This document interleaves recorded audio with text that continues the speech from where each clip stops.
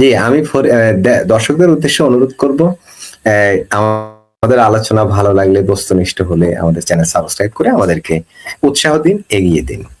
এবং আপনারা আমাদের সাথে আছেন, এজন্য আমরা গর্ববোধ করি, আমরা সাহস পাই। এই জন্যই আমরা নিয়মিত আলোচনাগুলো চালিয়ে যাচ্ছি। মূল আলোচনা যাচ্ছি ফরিদ ভাইকে দিয়ে। ঠিক আছে, উনি বলছেন আর কি, যেটা শুরুতে বললাম। তো ঠিকই আছে, তবে দিল্লি না ঢাকা, ঢাকা না দিল্লি, এখন কোথায়? দিল্লি যাওয়ার দরকার কি? এরা তো সেভেন সিস্টার খায় দেওয়ার লোক, এরা তো দিল্লি খায় দেওয়ার লোক, দখল করে ফেলবে। ওই বিএনপির জামাতে রিটায়ার্ড আর্মি অফিসাররা না দেখলাম যে কি মহাখালীতে ফ্লাইওভারের নিচে লাফালাফি করলো, নাচন কুর্দন দিল। তারপরে ভারতের সাথে কোনো সম্পর্কই রাখবে না আমার ভাবির পোলারা বলেছে যে ভারতের সাথে না চললে কি হবে, যাদের যে দেশে ভারতের সাথে চলে তারা কি চলতে পারে না? এরা দিল্লি যাবে কেন? এরা যাবে পিন্ডি, এরা যাবে কাবুল। এরা কেন যায়? এদের তো মানে কি বলবো, আর এদের দশা হচ্ছে কি জান, মানে বেহায়া হইলেও বেহায়াদেরও একটা লিমিটেশন থাকে, এদের তাও নাই। এখন কোন মুখে দিল্লি যায়? এদের দিল্লির নাম শুনলেই না এদের জ্বর আসে, দখল করতে যাবে। বাইতুল মোকাররম, চর মনে হয় পীরের নিয়ে গেলে একটু ভালো হইতো। চর মনে হয় পীর না বলছিল দিল্লি দখল করবো, বাইতুল মোকাররম থেকে ডিক্লেয়ার দিয়েছিল। ডক্টর ইউনূস বলেছিল সেভেন সিস্টার দখল করে, বিএনপি লোকেরা বলেছিল যুদ্ধ চায়, জামাত তো বলেছে যে তারা চায় যে ভারত আক্রমণ করুক, তারপর তারা দেখিয়ে দিবে তাদের 50 লক্ষ সৈনিক রেডি। তো বিএনপির যদি জামাতের যদি 50 লক্ষ রেডি থাকে, তাহলে বিএনপির তো 5 কোটি থাকার কথা। ফাইন বলেছেন রিজভী সাহেব, তার বইয়ের পুরনো শাড়িগুলা কপালে মেখে নেওয়া হচ্ছে।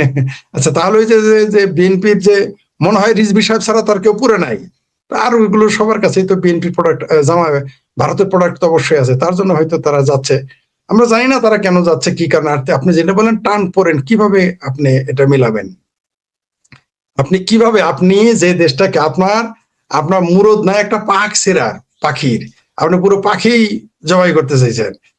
এগুলো কি ভারত ভুলে যাবে? আপনি কি মনে করেন ভারত ভুলে গেছে যে এরা সেভেন সিস্টার খেতে চায়? ভারত কি ভুলে গেছে এরা দিল্লি দখল করতে চায়? ভারত কি ভুলে গেছে 10টা কষ্টমান? আপনি কি মনে করেন এগুলো ভুলে গেছে? আমার মনে হয় ভুলে নাই। তবে আমরা মৈত্রুকে দেখেছিলাম, মালদ্বীপের মৈত্রুকে লেকসা 1 বছর কি মানে বিরাট বড় বীর বাহাদুর, বাংলাদেশের পত্রিকায় টিভিতে কলাম আসছিল এই বীর বাহাদুরকে নিয়ে। পরে কিন্তু সেই বীর বাহাদুরকে দেখেছি একেবারে পেতি পাড়ার মতো নরেন্দ্র মোদীর পায়ের কাছে গিয়ে পড়েছিল।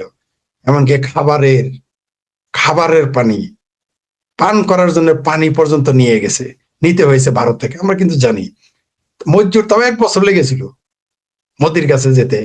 আর বর্তমান মুসলেকা সরকার তো 1 মাসেই ভারতের ডিজেল ছাড়া তিনি আর চলতে পারেন না। ভারতের ডিজেল, বাংলাদেশের মানুষ সবসময় 2টা দেশের বিরোধিতা করে, কিন্তু 2টা দেশেরই ভিসা চায়, 2টা দেশের কাছ থেকে সুযোগ চায়, একটা হলো আমেরিকা আর হলো ভারত। সারা জীবন এরা স্বপ্ন দেখে আমেরিকার ভারতের ধ্বংস, কিন্তু সকালবেলা ফজর নামাজ পড়েই দোয়া করা শুরু করে ভারত আর আমেরিকা ধ্বংস। আসর নামাজের পর থেকে দোয়া শুরু করে তাহাজ্জুদ পর্যন্ত, আল্লাহ গো আমেরিকার একটা ভিসা দাও আর ভারতের একটা মেডিকেল ভিসা দাও। এই 2 ভিসার জন্য তারা আবার ঈশার সময় দোয়া করে। এই জন্য আল্লাহ দেখবেন আমেরিকার ভারতকে টিকিয়ে রাখবে, কারণ আল্লাহ তো বিচার তো শেষে, আপনার জীবনের যা বয়ান শেষটাই তো কার্যকরী। সকালে কি বলছেন ওটা তো আল্লাহ শুনবো না। আল্লাহ দেখছে যে মাগরিব আসর এশা তাহাজ্জুদ নামাজে আমেরিকার ভিসা আর ভারতের ভিসা চায়। তো আল্লাহ এই জন্য ভারত আর আমেরিকাকে টিকিয়ে রাখছে এবং রাখবে, কারণ এটা তো আল্লাহর ভুল না, আমাদেরও ভুল না। এটা যারা দোয়া করে তাদেরই ভুল, এটা দোয়া করতেছে তাই হবে। আর দুর্ভাগ্যবশত তারা ইসরায়েলের বিরুদ্ধে দোয়া করে, কিন্তু সেটা কবুল হয় না কেন? সম্ভবত ইদানিং ওই যে খেজুর খাওয়া শুরু করেছে না আমেরিকা হয়ে, নাকি খেজুর আসতেছে আমেরিকার, ওই খেজুর খাওয়ার পরে বোধহয় ইমানের জোর বাড়ছে, তার দোয়াটাও কবুল হয় না। যাই হোক, সেটা অন্য বিষয়, এটা তাদেরই বিষয়, ইমানের জোরের বিষয়। কিন্তু আমরা কি দেখলাম যে সারা জীবন দিল্লি এবং কলকাতার বিরোধিতা করে এখন আবার মার্শাল্লাহ 2জন যাচ্ছেন, সিনা টান করে 2জন যাচ্ছেন। কোন মুখে এরা যাবে? কি বলবে এরা কোন মুখে এখন যাবে আমাকে বুঝাই বলেন। আপনাকে আমি বললাম যে আপনার বাড়ি দখল করব, ভুইয়া সাহেবকে বললাম ফরিদ ভাই এর মধ্যে ওনারা তো যাচ্ছেন, ঠিক তার আগে কদিন আগে, কত 5 দিন না 6 দিন আগে ওইখানে 8 জন জঙ্গি গ্রেপ্তার হলো, তার মধ্যে জানা গেল 7 জনের ন্যাশনালিটি বাংলাদেশি। আমি জানি না, সত্যতা যাচাই করা আমার পক্ষে সম্ভব হয়নি, আমি নিউজে যা দেখেছি। আপনার সত্যতা তো যাচাই করার দরকার নাই, এরকম আরো বহু আগেও ধরা পড়েছে, এখনো ধরা পড়ছে, ভবিষ্যতেও পড়বে, এরকম বহু আছে ভারতে। এবং এগুলো ভারত ওই শিরিন শারমিনের মতো ধরে ধরে রেখে দিছে, একটা একটা করে পেশ করবে খলিলের কাছে। এর আগে খলিল সাহেব গিয়েছিলেন, তখন 13টা বাংলাদেশের 13 নাকি 19 জায়গায় সন্ত্রাসবাদ কার্যক্রম চলে, সেটা বন্ধ করতে বলে, তখন তিনি ইউনিসের সরকারে ছিলেন, তার হাতেই ধরিয়ে দিয়েছিল। তো এই যে যে সন্ত্রাস, এটা তো নতুন কিছু না। আর এই মুহূর্তে বাংলাদেশ আইএসআই এর হলো উর্বর ভূমি, পাকিস্তান এখন বাংলাদেশটা পূর্ব পাকিস্তান হয়ে গেছে, বরং পূর্ব পাকিস্তানের চাইতে বেশি পূর্ব পাকিস্তান। কারণ কখনো কখনো কেউ কেউ মোর ক্যাথলিক দেন দা পোপ হয়ে যায়, কখনো কখনো মক্কার খাদেমের চাইতে কেউ কেউ, ঠিকই বলেছেন মোদিজি, বলে না সব মনে রাখে, ঠিকই বলেছেন আপনি, কখনো কখনো তারা মক্কার খাদেমের চেয়ে বড় মুসলমান হয়ে যায় এই বাংলাদেশের মানুষ। এরা তো যাবেই, এদের স্বপ্নে বাংলাদেশে যারা মুসলমান, তাদের দুইটা স্বপ্ন, তাদের দুইটা স্বপ্ন, এটা সবসময় মনে রাখবেন। একটা স্বপ্ন হলো তারা সারাদিন চাই ইসরায়েল ধ্বংস, এটা তাদের স্বপ্ন, সব 100 জন মুসলমান চাই ইসরায়েল ধ্বংস। ওই যে শুধুমাত্র খালাজারে নাকি সালাজারে, আর ওই যে কি আহমকুল্লাহ নাই ফাহমকুল্লাহকে বিদায় করে দিয়েছে, ওই দুইজন না। এই বাংলাদেশের প্রত্যেকটা মুসলমান কেউ যদি বলে যে সে পিওর মুসলমান, যদি স্বীকার করে, তাহলে তার হৃদয়ে আপনি পাবেন, তার হৃদয়ে ইসরায়েল ধ্বংস কামনা করে সারাদিন। আর বাংলাদেশের, এটা সম্ভবত সারা পৃথিবীর মুসলমানই মনে করে ইসরায়েল ধ্বংস চায়। আমেরিকাতেও যে মুসলমান বাস করে, অস্ট্রেলিয়াও যে মুসলমান বাস করে, জার্মানিতে যে মুসলমান বাস করে, পৃথিবীর যে কোনো দেশেই মুসলমান বাস, এমনকি চীনে সবচেয়ে বেশি নির্যাতিত হয় চীনের মুসলমান, সেই চীনেও যারা বাস করে তাদেরও স্বপ্ন ইসরায়েল ধ্বংস।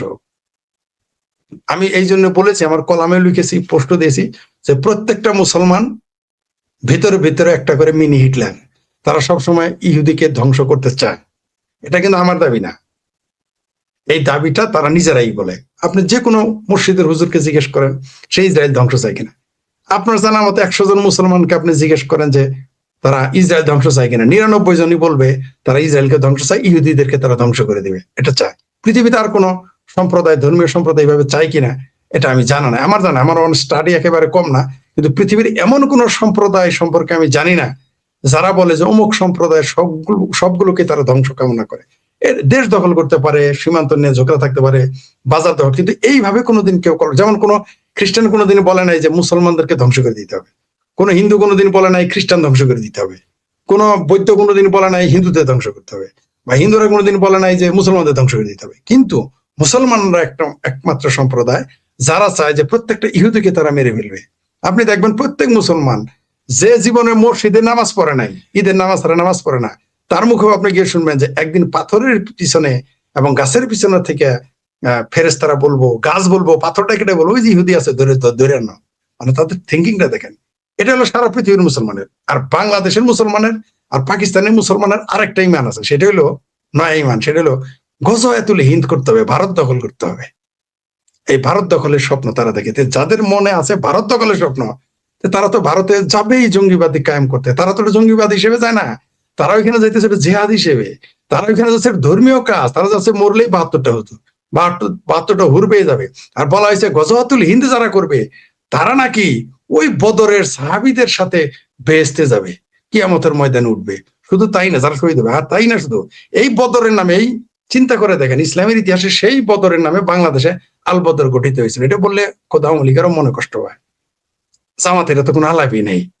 জামাতেরা কিন্তু জানে আল বদর কেন রেখে, আল বদর বানাইয়েছিল তারা সেই প্রথম মুজাহিদের কি নবীর সাথে যারা সাহাবী ছিল, যুদ্ধ করেছে সেই বদরের নামে এখানে বদর হয়েছিল বাংলাদেশে।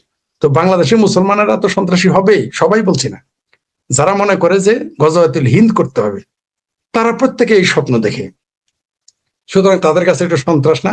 এই যে আপনি তো শুনেছেন যে সাপ আর কুমির ছেড়ে দিয়েছে সীমান্তে, এটা আপনি শুনেছেন, কিছু কিছু এলাকায় ছেড়ে দিবে, এটা দিয়ে বাংলাদেশের জঙ্গিবাদ ঠেকাইতে পারবে না। কারণ এই দেশে পিনাকি ভট্ট যে চলে গেছে ভারত থেকে থাইল্যান্ড হয়ে ফ্রান্সে, সে কেউ পানি পার হয়ে গিয়েছিল, সে তো সীমান্তে সোজা গিয়েছিল। সুতরাং তারা ওই 72 হুরের কাছে ওই সাপের ডর কুমিরের ডর কিছু না, তাদের কাছে আছে স্বপ্ন গজওয়াতুল হিন্দ।